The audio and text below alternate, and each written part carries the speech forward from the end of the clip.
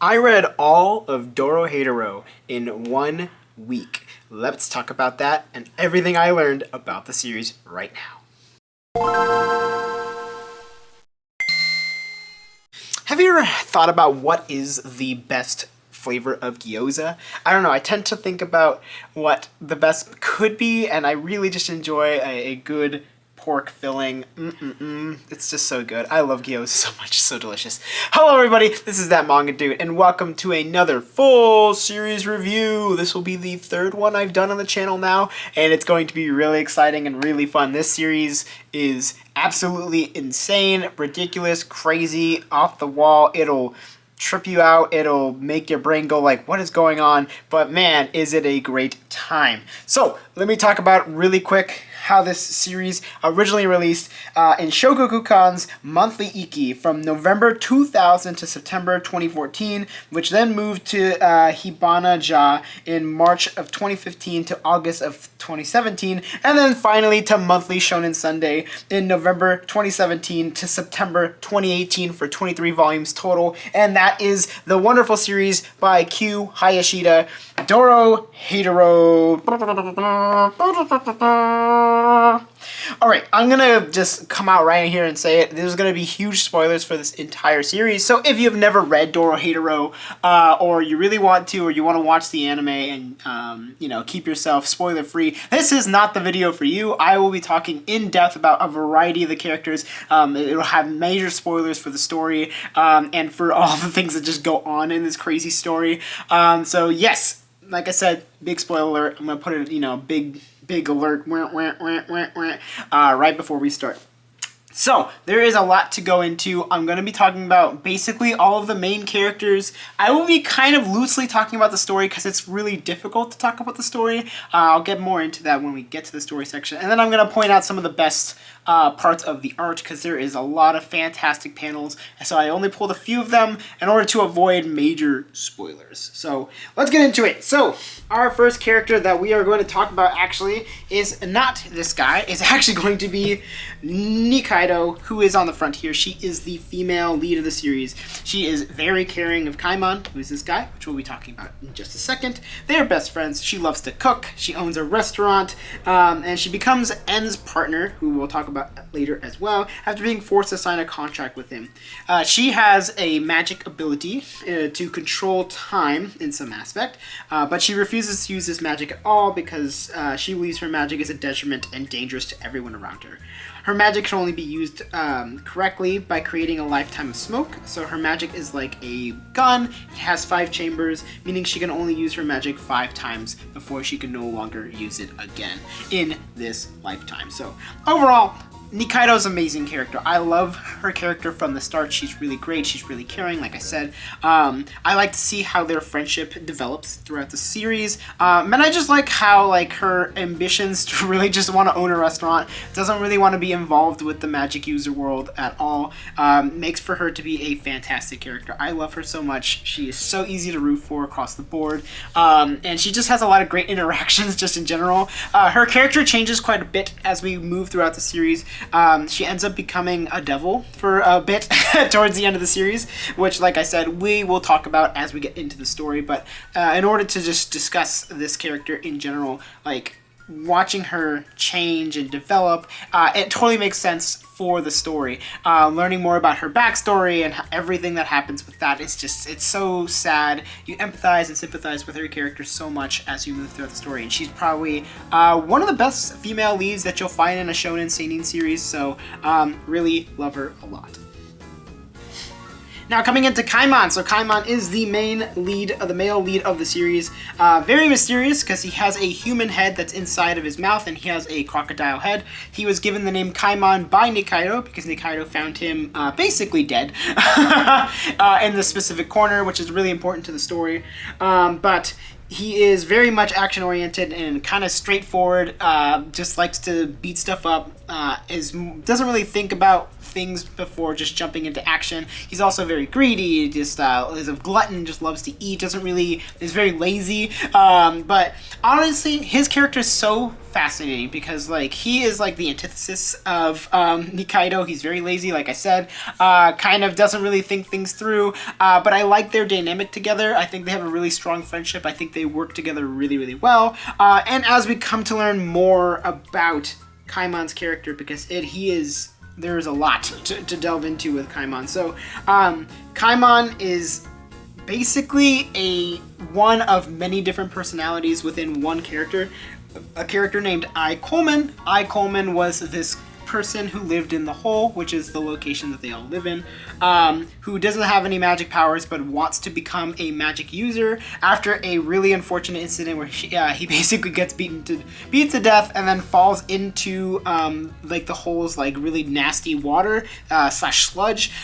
He comes back and suddenly has magic powers. So something's happened to Kaiman and eventually splits into multiple personalities slash characters, where you come to find out that he is also Aikawa, who's another character I will be talking about later, turns into, as well as Kai, who is the boss of the Cross Eyes, who I will discuss later as well, and then also becoming Kaiman a little bit down the line, as we will talk about later. So overall, his character is very complicated. There's a lot going on in this story. Like I said, it's just so much to talk about in all of this, so I'll talk about these two, and I think that will be good, and then I'll be talking about the rest of the characters. So to go over the story super duper quick, at least the TLDR before we go into like the long timeline, the story follows these two characters for the most part, and a variety of other characters, as they live in this area called the Hole. The Hole is a section of people where it rains pretty often, and these characters do not have magic. There's another world called the Magic User World, where everybody there,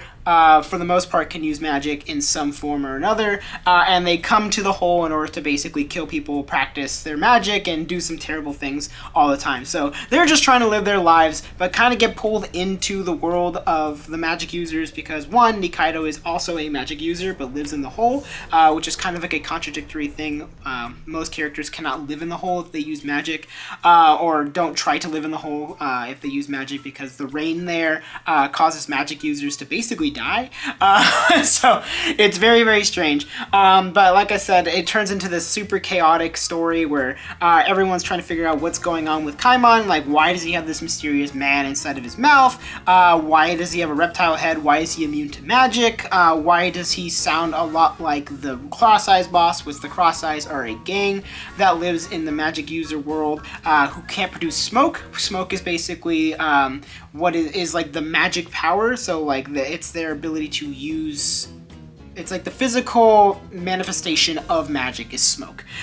So these cross-eyes people can't use magic or can't produce smoke, so they're looked down upon in Magic User World. And for some reason, Kaiman looks and sounds like the boss. He also has the cross-eyes on his eyes, so his character is kind of bombarded with all this information, and there's just a lot to go into. We also follow a lot of the Ends family, who I will be discussing in just a bit, and there's like I said, there's just so much to delve into, like why Kaiman and Kaiman and Kai all have like the same kind of things going on with them, and that is also because of just the world, and the world building is very odd and out there and very strange. Q Hayashida just kind of, it feels like is writing a story like bit by bit, like, and then this happened and this happened and this happened. So it's a little bit difficult to keep track of everything, but I think for the most part it wraps up into a nice little bow towards the end of the story. We get a lot of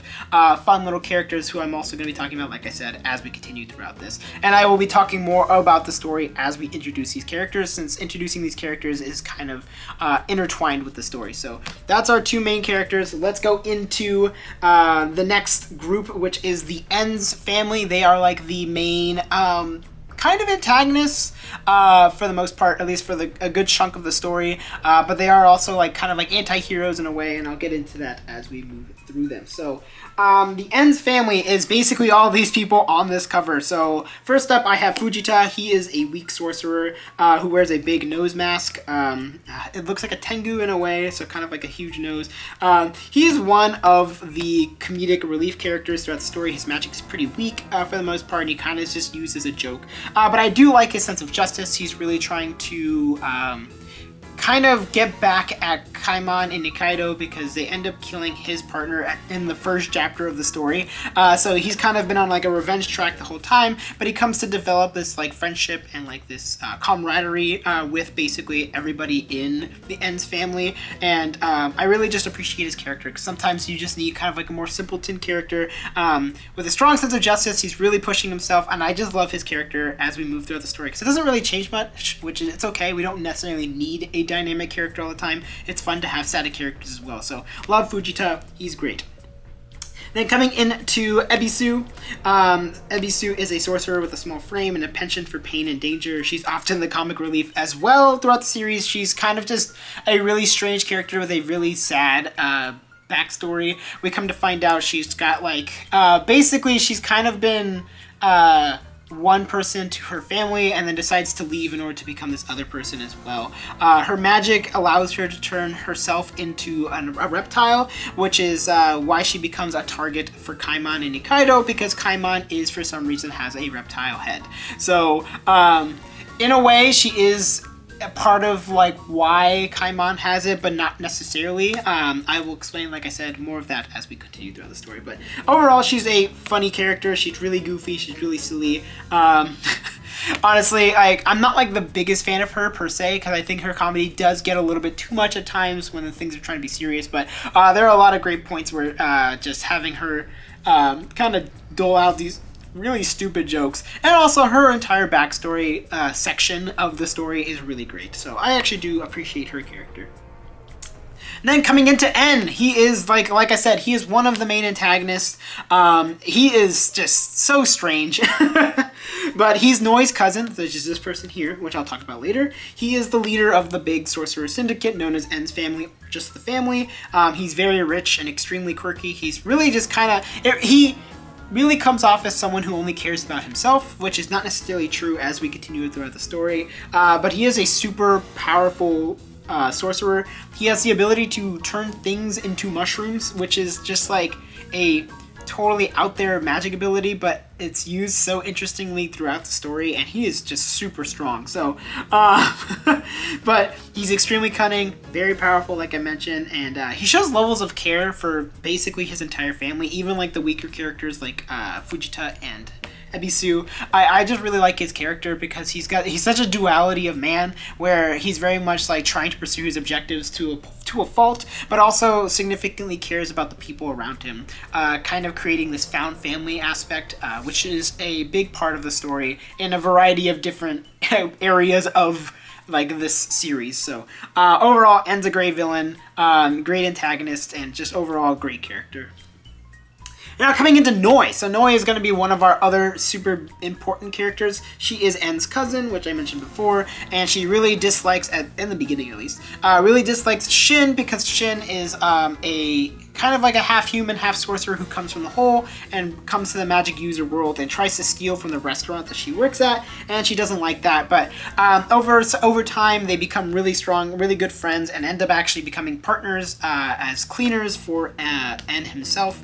So they go around cleaning up people that he doesn't want around. So I really like Noi. I like her character a lot. I think her ability is really interesting. She has like a very strong like healing ability, but she's also like stupid powerful as well. It's like she could just basically wreck people nice and easy.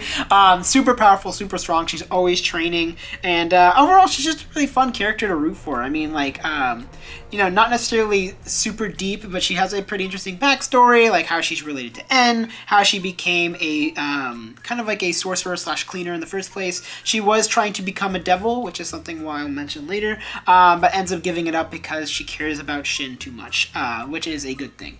I'm just gonna say. I love Noi. She's great. She is just a really fun character. I like her a lot. Coming into Shin, so he is the other cleaner of En. He's originally from the hole, like I mentioned before, but he escapes to the sorcerer's world where he meets Noi. He is just, if you want to talk about like a character who gives 0 Fs, that's Shin. He will totally just break someone's face in, doesn't care. His ability basically allows him to chop people's body parts up, but keeps them alive in some way, like kind of keeps like their entire spirit or whatever the hell you want to call it together. He is a very strange character, but he also is extremely caring. Like a lot of the characters in this series, he cares about Noi a lot. He cares about Dr. Kasukabe, who I will be talking about in just a bit. But I do really like his character, honestly, because like he shows like some appreciation for characters who come from the hole, because he is from the hole himself. But he is also a magic user, so like if you try to F with the people that he defends or he's with, he will absolutely come after you. He's really deep. He has a hammer that he smacks people's heads in with. Overall, he's just a great character, and I really like him as well, honestly.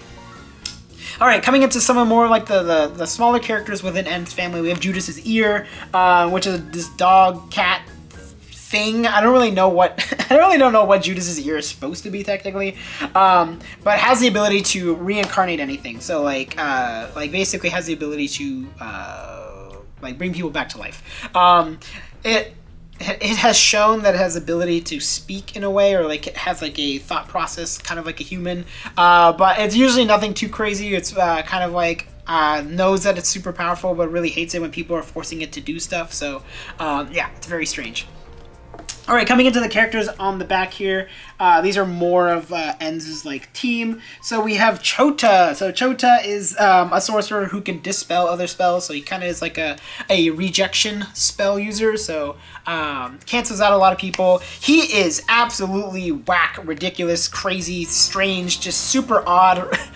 He has a very strong affection towards N in kind of like a weird, obsessive, creepy way. But he's just really funny and just really out there. But honestly, his ability is really powerful. Usually can reject most things, but there are some things that obviously his magic cannot reject in certain ways, which if you go throughout the story, you'll see like what his limitations are. But overall, I like his character, and sometimes I think sometimes he's a little too creepy, but he is also a very strong problem solver as well, so that's pretty cool.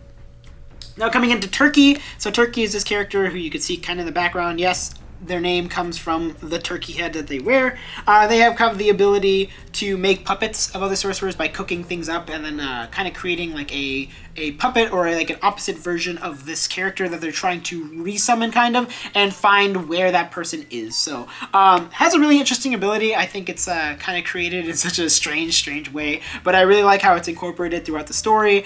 Turkey basically kind of helps discover where a variety of characters are throughout the story, and is kind of the one like leading the charge in terms of like finding certain characters. So I really do like Turkey's character, although they really are quite quiet, and you kind of find out who they are at like the end of the story.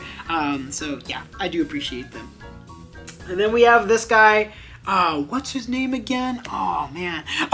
His name is Sho. He is the family member whose magic he can turn basically anything invisible. He is the character that literally everyone forgets about. That's like kind of like the joke about his character, is that he's like super powerful as well, because he can also erase memories. So like his ability is kind of like erasing things or people, and includes memories as well. So he's actually really strong, and he kind of changes and affects the story as we move throughout the story. And when they introduce him, it kind of like makes a lot of various things make sense as to like, why do characters not remember this, or why do characters just like suddenly forget things? And it's because of Sho. So overall, really like N's family. I think there's a really strong dynamic between all of them, and like I said, N is a really strong leader, and actually genuinely cares about all of these characters, which is super cool. Okay, coming into some of the other characters I wanted to go back to, we have ourselves Dr. Kasukabe. He is a genius in his own right. He experiments on dead sorcerers to learn more about them. He built a door to enter the magic user world, which I can explain. The magic user world you can only enter by creating a door that only magic users usually are able to create and open, but he actually makes one out of like the body parts and various other things of various dead sorcerers who die throughout the whole. So he's odd, he's strange. His real name is actually Haze or Haze, I believe it's Haze. And he has a wife who seems to be out of the picture. Her name is Haru. And you come to find out that Kasukabe is actually her name and not his. So kind of fascinating, but overall, he's a great character. I like his character because he actually just cares about helping anyone. Doesn't matter if they're sorcerers, doesn't matter if they're non-sorcerers. He's always just caring and actually trying to be a doctor. It's only after they die where he starts to get a little crazy and experimental and like wants to do stuff. So I just really appreciate his character because he's like actually genuinely one of those characters that actually wants to help everyone. Like there is no ulterior motives per se. He's just great. I really like him a lot. And then the character below him, that is Johnson. That is a giant cockroach. Yeah, that's basically the entire character. He wears Converse and he says shocking a lot. So there's not much to him. I mean, he's just a giant cockroach that's really powerful that lived in the sewers in the hole, became mutated by the sludge basically, and yeah, he's yeah, that's him. There's not much else to say about him. To be honest, he's literally just a giant cockroach, which just kind of adds to the weirdness of Dorohedoro. All right, coming into our next character here, he is one of the cross eyes, and I don't know why I didn't. Oh, there it is. Risu. So Risu is the name of the person inside Kaiman's mouth. Yes. That character comes to be revealed to be this person, sort of, in a way. So Risu has this magic ability known as Curse, and Curse is kind of like, as the name suggests, he can become a curse onto other people if somebody kills Risu. So Curse will enter someone's body and will kind of like take them over and kill them. Whenever there's a killing intent towards Risu, Curse comes out to attack him. So some stuff happens, and the reason why Risu ends up inside Kaiman's mouth is because Risu gets attacked by the boss of the Cross Eyes because Risu did some things that he wasn't supposed to. And so the boss is coming after him, and after some weird, strange fight that happens, basically Kai ends up becoming Kaiman in a way, as the name suggests. And Risu ends up kind of just dying in a way, and Curse ends up getting stuck inside of Kaiman. So this is very confusing thing that happens with some magic spells and like the black powder that they're messing with. Like which, if you didn't know, the black powder is basically kind of like the smoke that they use in order to give people who don't have magic power. So yeah, it's really strange. Risu's a very interesting character. He just seems very angry all the time. He gets reanimated also as well by Judas's ear, and kind of helps to figure out what is going on with the Cross Eyes, who the Cross Eyes are. You find out who the boss is because of him, and yeah, you end up finding out that Risu is also friends with a character who sounds a lot like Kaiman, a character named Aikawa. So Aikawa was a kind of like a Cross Eyes user as well. He's someone who went to the magic user school because he could not produce smoke. So he ends up going to a magic school, meets Risu there. They end up becoming partners in a way. And then after something happens, which you come to find out later, like Aikawa, because Aikawa is also Kai, who is also Kaiman, who is also Coleman. It's very confusing. Like I said, trying to explain the story is just hard to talk about without talking about the characters. So Aikawa is, like I said, one of his former partners, so he has his own story as well. It's very strange how all this kind of just parallels one another. So overall, I like Risu's character. He's great. And then let's see, was there anybody that I missed? There are a couple other random characters. So we have Kawajiri, which I did not grab the cover for, so you won't see him. But Kawajiri is a sorcerer who took care of Nikaido as when she was a kid. He became the devil Asu, who's one of the devils that you meet very early on, but lost his powers after lying about Nikaido's smoke ability to Chidamaru, who's like the super powerful guy. He's a caring figure who cares about the well-being of Nikaido, even at the expense of his life. And I really like Kawajiri. I think he's great. He looks like a panda because his makeup, basically, he has like 2 black eye covers, and then I think there's one on his face as well, like on his nose. So overall, he's a great character. He really, like I said, really just cares about Nikaido. He has pretty strong magic as well, allowing him to teleport wherever you want to go. So overall, great character. I like him a lot. And then we get into basically all of the people who are part of the Cross Eyes. So Dokuga is the main guy, at least the main Cross Eyes, that's not the boss. He is the leader of the small group that's hanging out at the original Cross Eyes hideout. And he has like poison spit. So basically he can't really share food with people, or tries not to because he doesn't want to poison anybody else. And he knows Risu and Aikawa are from the hole, and he's from the hole as well. He's a very interesting character. Kind of like shows that he's also one of those caring characters that cares about the people around him, specifically with the surviving Cross Eyes after the boss dies, sort of. But overall, he's kind of interesting. Like, I just like that his character, although he's not very powerful, you could just show that he cares about the living Cross Eyes people, is severely loyal to the boss, to a fault really, but he's always trying to help people regardless, and I think that, like I said, that plays into that found family aspect of the series. Now, there's a variety of other cross-eyed people, and honestly, like, they're not necessarily the most deep characters. At least I don't tend to remember them too much, because they kind of appear towards the back half of the series. There's Tetsujo, Ushishimada, Ton, and Saji. So, like I said, they're various members of the Dokua's gang, and they kind of are the elites of the Cross-Eyes gang. Yeah, there's not much to say about them. I mean, they have their little moments here and there, but, like, overall, they're just kind of meant to be, like, a group team, and they kind of just move together, and there isn't a lot I can really pull from each of those characters, so I'm kind of like, there's not much to say there. And then coming into our final characters that I'm going to be talking about, so we have Tanba and Fukuyama. So Tanba is the owner of his own restaurant where they make meat pies. He's super powerful as well, but more of like a physical strength than he is a magic user strength. He ends up hiring Kaiman early in the series for basically to help run the restaurant, but Kaiman is a terrible employee. Like I said, he's very lazy and just kind of eats and does whatever he wants. But Tanba is pretty interesting. Also one of those characters who's very caring. Like I said, just keeps coming back to that found family kind of stuff. And then there's Fukuyama, who works at Restaurant Tanba. Ability to turn people into meat pies, which is like the stupidest ability ever, but I absolutely love it.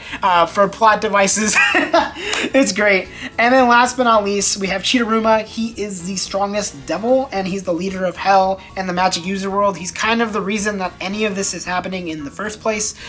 So he is the plot device.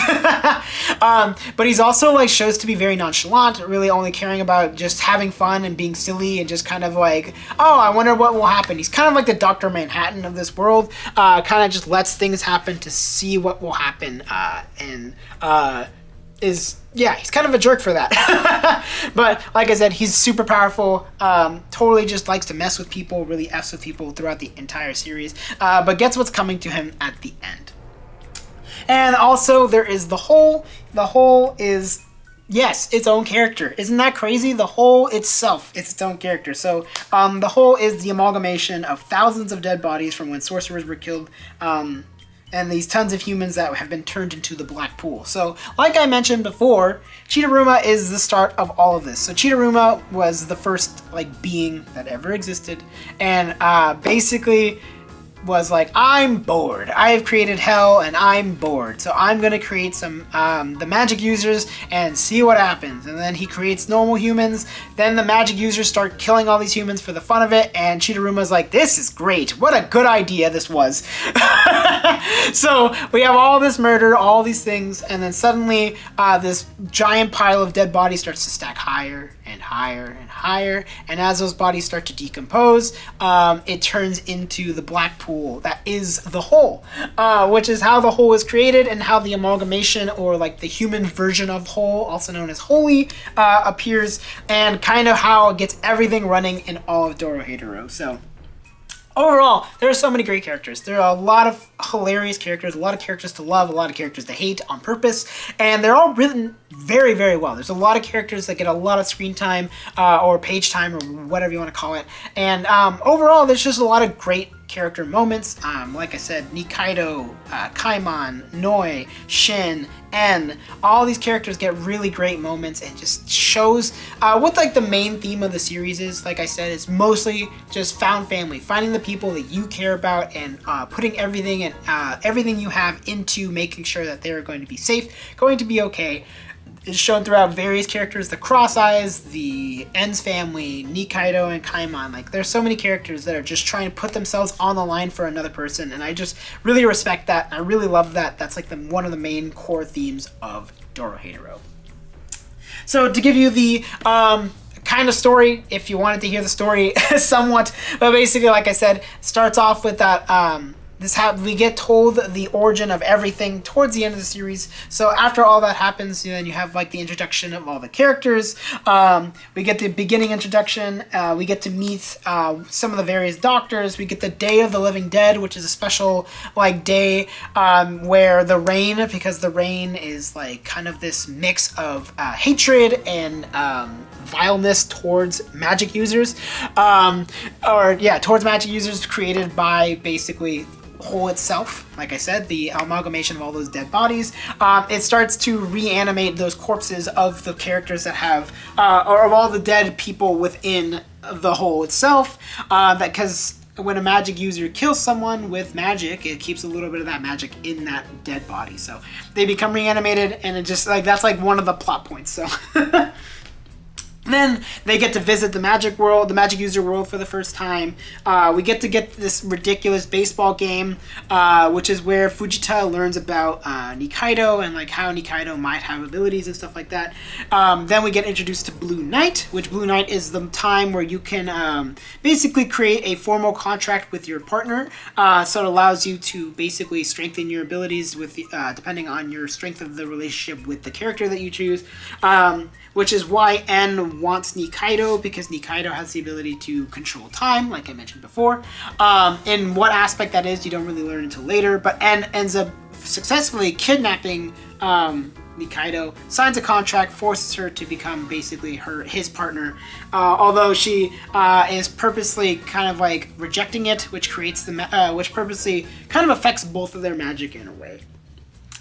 Then, as all this is going on, Kaiman comes back to the Hole, joins Nanba, like I mentioned, and starts a food competition, which is this really hilarious food competition between another magic user who has like this ability to summon like a kind of like a devil-looking thing that unleashes like pheromones, which attracts people to her food truck. It's very stupid, it's very silly, but it just kind of shows some of the other magic abilities throughout this thing. Kaiman manages to break into En's mansion and kidnaps Nikaido, and they escape. And while this is all going on, we have another part where Kasukabe is now trying to find his wife, because his wife is a devil, like I mentioned, and she is super powerful as well. Then you have like all these various fights. Kaiman dies, but does he really? Ebisu returns home, and she also dies, but does she really? No character truly dies in this series, because like I said, if you have Judas's ear, you can reincarnate yourself or reanimate yourself. So there's a lot of stuff that goes on, a lot of fights. We have characters returning, and we get to meet Aizawa, and who Aizawa is, and like how Aizawa supposedly doesn't have the memories of Kaiman, even though they look very similar, and have like very similar builds and all that kind of stuff.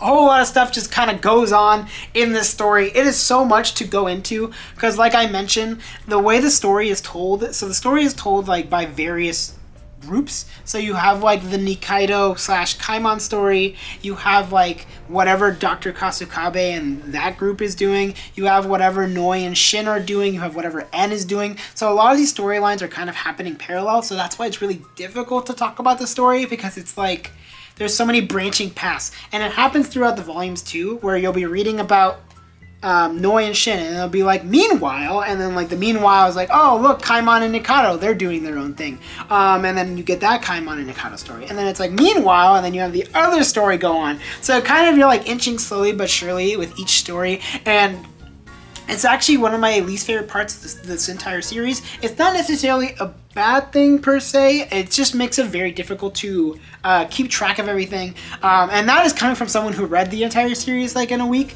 So even reading it directly forward, like sometimes that story stuff can get a little stilted, and it makes it really difficult to be able to like keep like moving forward, because it's like, oh, what was going on with them again? Oh yeah, that's what happened. It's just kind of like reading this monthly, I would have gone absolutely insane. I think is the best way to put it. So overall, the story has a lot of great moments in it. I think the themes are the best part. Like I said, themes of found family and just the caring of people that you really care about, and kind of like this idea of like food really brings people together as well, whether it's with the Hungry Bug or whether it's with the restaurant Tanba. A lot of that stuff also plays a part in a way. So overall, I think Dorohedoro's story is not necessarily the best, but it is a lot of fun. It'll keep you entertained. There's some great moments. The comedy is also top notch. And yeah, let's get into the art right now.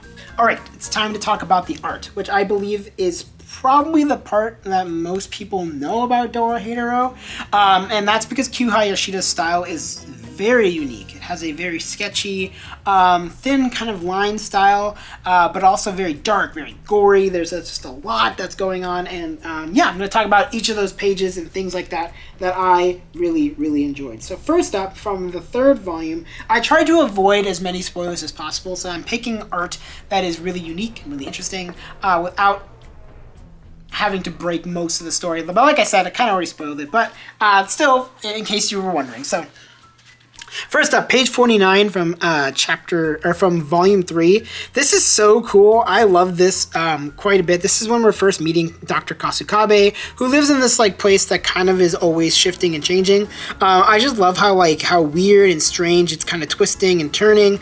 The movement looks really nice. It just gives you this kind of like uneasy feeling of the characters constantly running around, and it always feels like also that there's this character that's kind of following them as well, which is kind of interesting. So I just really love this panel specifically. The line art, like I said, is really cool, and I love how it makes use of kind of like a panel within itself without being a straight square or rectangle. So that is just really unique, really cool. Like I said, also some really just great line art as well. It keeps it very strong, and I love how it gets twisting and crazier as we make it to the middle of the circle. So overall, really cool panel.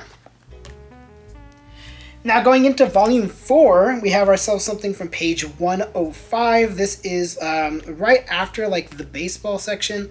I just really like this moment right here, this section, just this whole page actually, because it's like we get like this moment where the characters are walking on this section where they're walking through here, and it kind of transitions into the next panel, which I just thought was really cool. So you have the characters here who are walking, which kind of move you into the next panel, even though they're already talking up here. And then I really love this Dutch angle that happens here. It creates a lot of tension, a lot of chaos within that page. It's just a very, very strong page just in general. I really appreciate this. Going into volume 6, we have something from page 60. If you were following along. This one is just super cool. I love how dark, and I love how intense and busy it is. It's super chaotic. Once again, it's another one of those things where like the panel kind of moves you automatically in a thematic way as well, which is really cool. Like you could see Kaiman really small in this panel, and then obviously as you move into the next panel, he's bigger, he's zoomed in. And you could just kind of gives you like the mass, the depth of how large this building is, which is really cool. I really just love this panel as well. It's just very smart, very well done. Once again, it's just displaying just how great Q Hayashida's art is. It looks really fantastic, and I just love this panel a lot. I'm going to be saying that a lot. I love this panel a lot. Yeah, duh, because that's why I chose it. That's what I'm talking about. Coming into volume 9, we have ourselves page 20. Let's see, that one was 16, 17, 18. Oh, yeah, okay. There's some really great paneling here just in general. So over here, it's just like slowly but surely we're building up to something. If we're getting zoomed up, zoomed up, zoomed up, zoomed in, zoomed in. We keep getting zoomed in.